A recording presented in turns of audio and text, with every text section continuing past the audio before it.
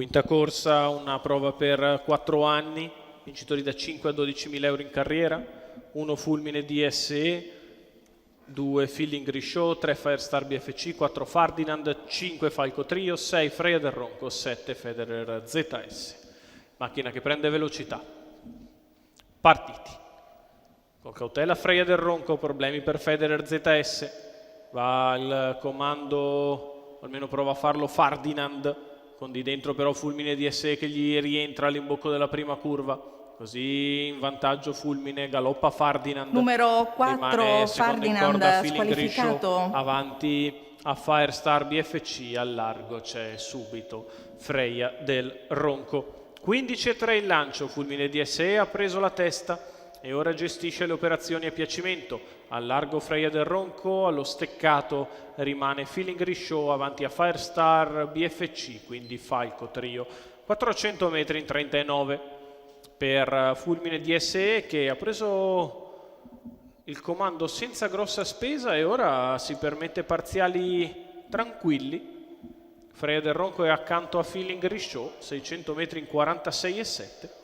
Fulmine in vantaggio. Di fuori sempre la favorita Freya del Ronco, in corda Feeling Grishow, poi Firestar BFC che sposta, va a fare la seconda pariglia, ancora Falco Trio, 800 metri in 1:1,9.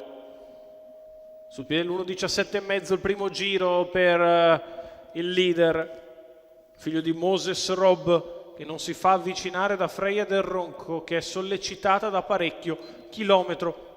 Passato in 1:17 da Fulmine DSE che prosegue in vantaggio, Feeling Grishow nella sua scia, Freya del Ronco sempre di fuori, Firestar BFC in pariglia avanti a Falco Trio, poi Federer ZS quando siamo all'imbocco dell'ultima curva, 14,5 la retta di là, Fulmine DSE in vantaggio, Freya del Ronco che lavora sul passo, numero 7, sembra ora più cattiva, Firestar BFC che si prepara a spostare in terza corsia quando siamo all'ingresso dell'addirittura d'arrivo, Fulmine DSE entra in retta in vantaggio, Freya del Ronco che insiste tambureggiando sul passo, al largo Firestar BFC che prova lo scatto, sta passando Freya del Ronco, Firestar prova a scattare, in vantaggio Freya nei confronti di Firestar, Freya del Ronco vince la terza a seguire nei confronti di Firestar BFC, al terzo Fulmine DSE, 29,2 gli ultimi 4, 1:15,1 ragguaglio cronometrico, percorso esterno vincente di Freya del Ronco, Carmine Piscoglio per i colori di Giuseppe Giannusa.